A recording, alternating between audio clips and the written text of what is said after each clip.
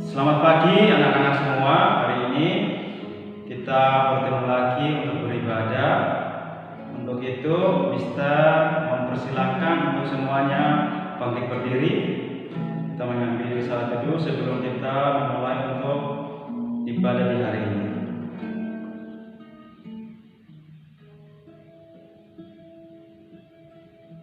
Mari kita akan berdoa. Terima kasih, kami mengucap syukur atas penyertaan Tuhan dalam kehidupan kami, sehingga di pagi hari ini kami boleh ada lagi, boleh beribadah. Kami mohon penyertaan Tuhan, berkati kami dari awal, pertengahan, hingga akhir ibadah ini, semuanya boleh terlaksana dengan baik ya Tuhan. Dan firman Tuhan di pagi hari ini dapat kami membaca, mendengar, merenungkan, dan dapat kami melakukan dalam kehidupan kami sehari-hari ya Tuhan. Terpujilah nama Tuhan, kami sudah berdoa. Amin. Mari kita memuji Tuhan.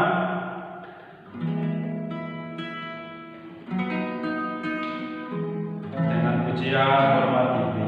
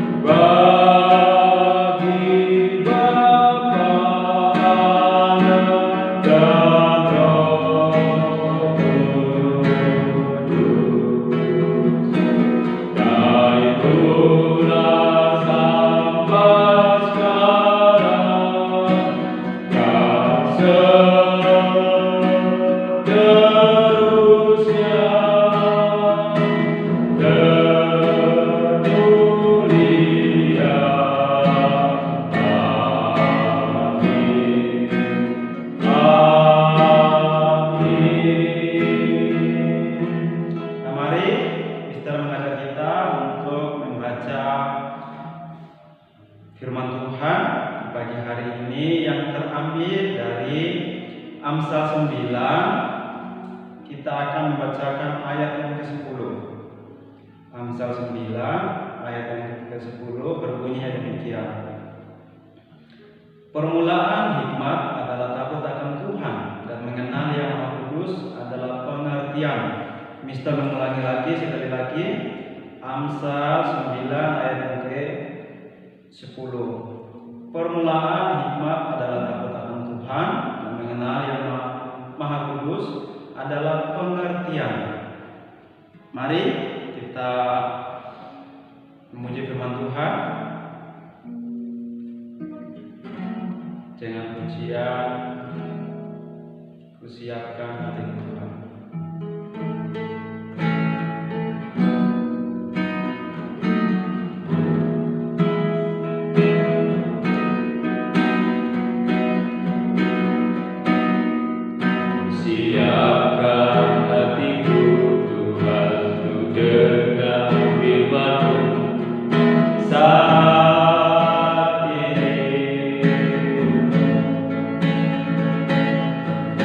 Sujud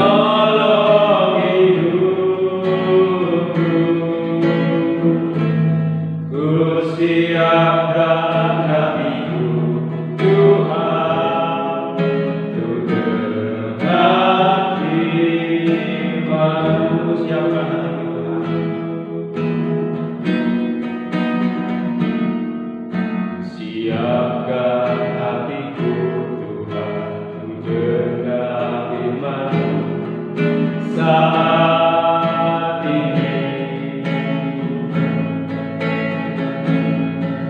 sujud menyembah Tuhan hadirat-Mu saat ini curahkan urapan-Mu Tuhan bagi jemaat saat ini.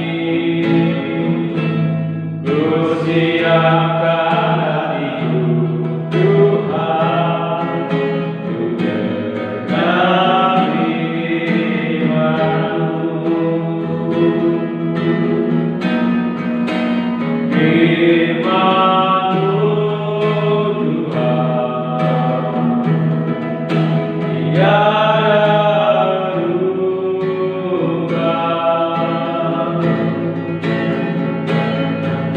Dahulu, sekarang, selama-lamanya tiada berubah. Firman-Mu Tuhan penolong hidupku. Ku siapkan hatiku Tuhan untuk dengar firman-Mu. Kita akan membaca dan mendengar firman Tuhan di pagi hari ini. Untuk itu, Mister mempersilahkan untuk Mister Effendi membawakan firman di pagi hari ini. Selamat pagi anak-anak semua. Mari pada pagi hari ini kita belajar satu bagian firman Tuhan. Namun sebelumnya kita akan bersatu di dalam doa. Tuhan Yesus yang baik, kami bersyukur atas kasih-Mu, penyertaan-Mu, pertolongan-Mu dalam hidup kami. Kami bersyukur kami diberikan kesehatan, kekuatan, diberikan kesempatan untuk beribadah pada pagi hari ini. Dan kami akan mendengarkan firman Tuhan. Tolonglah kami, tolonglah anak-anak di rumah, supaya mereka bisa mengikuti, bisa mengerti dengan baik dan melakukannya di dalam setiap kehidupan mereka. Kami menyerahkan waktu ini ke dalam tangan-Mu. Dalam nama Yesus kami berdoa. Amin. Anak-anak, pada pagi hari ini kita akan membaca satu bagian firman Tuhan di dalam surat Filemon pasal 1 ayat 8 sampai ayatnya yang ke-16.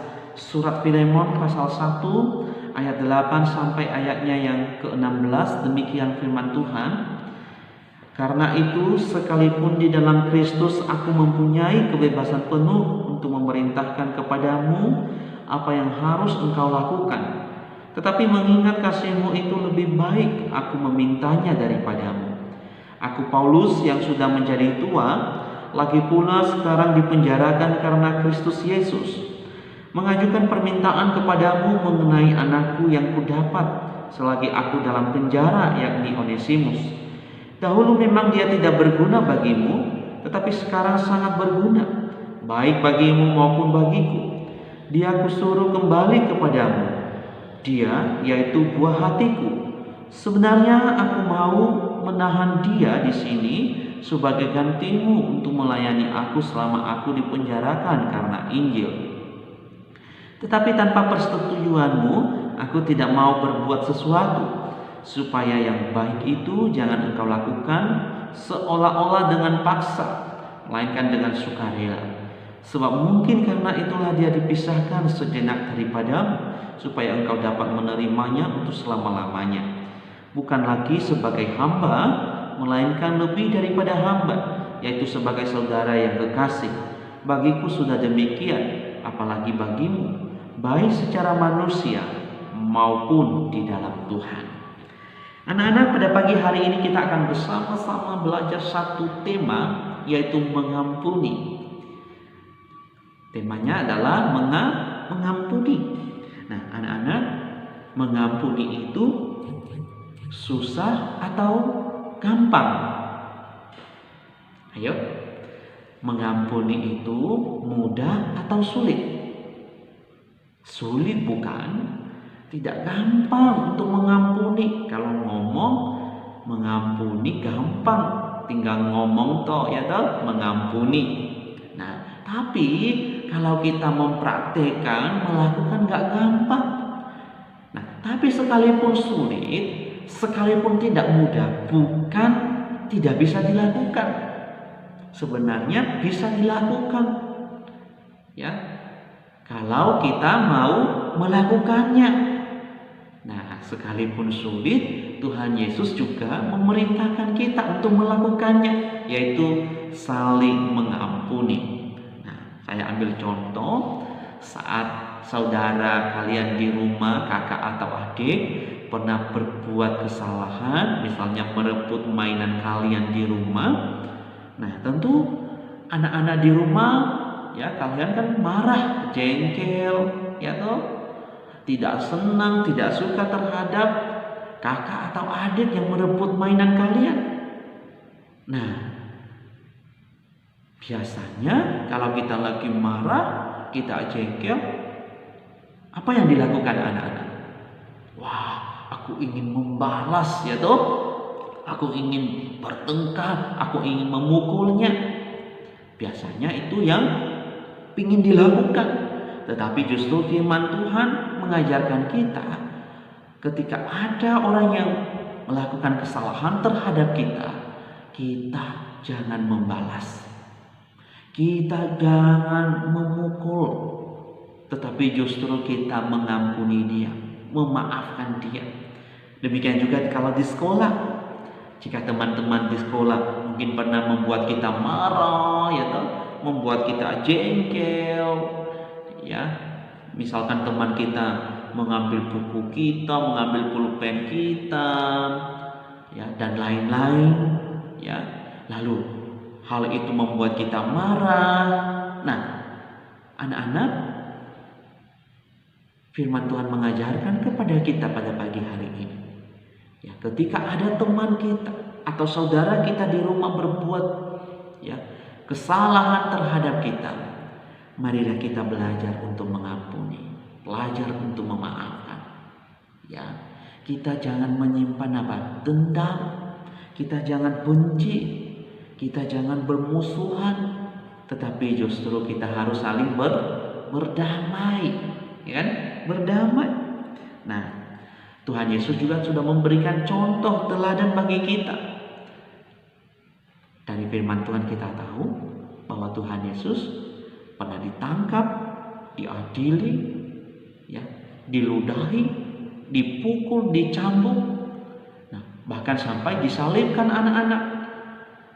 Tapi waktu Yesus disalibkan, justru Tuhan Yesus dia berdoa kepada orang yang memukul dia, dia berdoa kepada orang yang menangkap dia, yang meludahi dia. Ya Bapa, ampunilah mereka, karena mereka tidak tahu apa yang mereka lakukan. Wah, luar biasa Tuhan Yesus kita.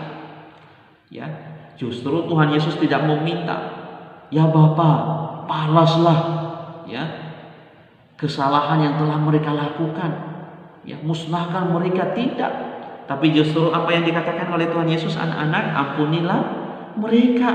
Tuhan Yesus juga tidak membalas, tapi justru apa yang dilakukan oleh Tuhan Yesus, dia mengampuni orang-orang yang memukul dia, yang meludahi dia, ya. Nah, ini satu contoh yang harus kita ya lakukan di dalam kehidupan kita. Saat ada orang yang melakukan kesalahan terhadap kita, mari kita belajar untuk mengampuni. Seperti bagian firman Tuhan yang kita baca tadi. Nah, kisahnya adalah seorang budak yang tinggal di rumahnya Filemon pada saat itu. Nah, budak ini bernama Onesimus. Ya, apa itu budak? Budak itu sama artinya pembantu, ya, pembantu kalau sekarang ini, atau pegawai. Hanya saja bedanya, kalau pembantu hari ini kan digaji, dibayar. Tapi kalau zaman dulu yang disebut budak, mereka tidak digaji, mereka tidak dibayar, hanya diberi makan oleh tuannya, ya, atau oleh majikannya. Nah, Onesimus pada saat itu selama tinggal di rumahnya Filemon, dia bekerja, dia melakukan seperti yang diperintahkan oleh Filemon, karena Filemon adalah majikannya atau tuannya. Nah, satu ketika anak-anak, Onesimus ini melakukan sebuah kesalahan. Ya, memang tidak dicatat kesalahan apa yang dilakukan oleh Onesimus terhadap Filemon, tetapi firman Tuhan mencatat bahwa Onesimus melakukan sebuah kesalahan terhadap Filemon. Nah, sekalipun tidak dicatat kesalahan apa yang dilakukannya, ada yang mengatakan bahwa dia mencuri, harta miliknya Filemon, atau mencuri uang atau harta yang lain. Lalu setelah Onesimus ini melakukan kesalahan, dia pergi dari rumah Filemon dengan diam-diam. Dia melarikan diri, dia takut terhadap Filemon. Lalu anak-anak, satu ketika di suatu tempat, Onesimus bertemu dengan Paulus. Bertemu dengan Paulus. Nah, kita tahu bahwa Paulus adalah seorang yang melayani Tuhan, yang memberitakan akan Injil, memberitakan akan Kristus. Nah, Rasul Paulus melayani Onesimus. Rasul Paulus menyampaikan firman Tuhan kepada Onesimus. Rasul Paulus menyuruh Onesimus untuk bertobat dan tidak melakukan kesalahan lagi. Dan akhirnya Onesimus mau bertobat, mau meninggalkan kejahatannya dan tidak mau mengulanginya lagi. Lalu Rasul Paulus menyuruh Onesimus untuk kembali ke Filemon, mengakui dan minta maaf kepada Filemon bahwa dia sudah melakukan kesalahan, dan juga Rasul Paulus menulis surat kepada Filemon supaya Filemon mau mengampuni Onesimus.